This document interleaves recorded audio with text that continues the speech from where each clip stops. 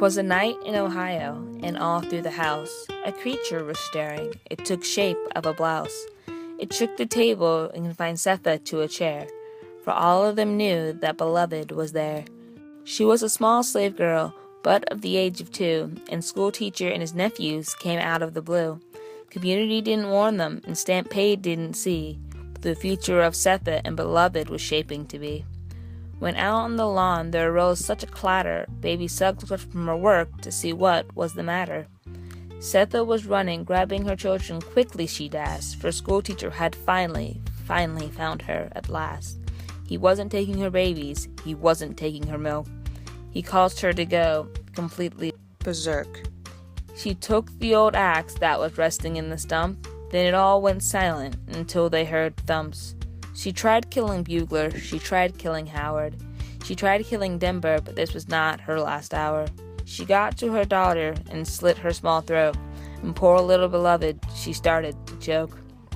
Schoolteacher saw what Setha had done and thought, that's an animal, a waste, I'd better run. So back to Kentucky that schoolteacher went, and several nights in prison Setha and Denver had spent. Now Polly didn't know this, didn't know why Beloved was back. All he knew is he didn't like it, and he had to attack. He flung round the table, he screamed and he shouted, and when the house was silent, Denver cowered and pouted. Now 124 was quiet, now 124 was kind. 124 was safe, and Setha needn't mind. Paul D was here, and the people, they came. They all talked of the carnival, Denver's life never be the same. Baby Suggs gave her sermons out in the field. Love your face, love your hands, love it hard, love it real. Enjoy your new life. Choose what you do. You are free. They can't come. They can't take you. When Stampede gets round to telling the story, he tells Paul D all the details, including the gory. Those ain't her lips. Those aren't her lips, is what Paul D quips. Paul D leaves, but Setha's not sad. After the events in her life, it's not all that bad. Life moves on, and Beloved takes control.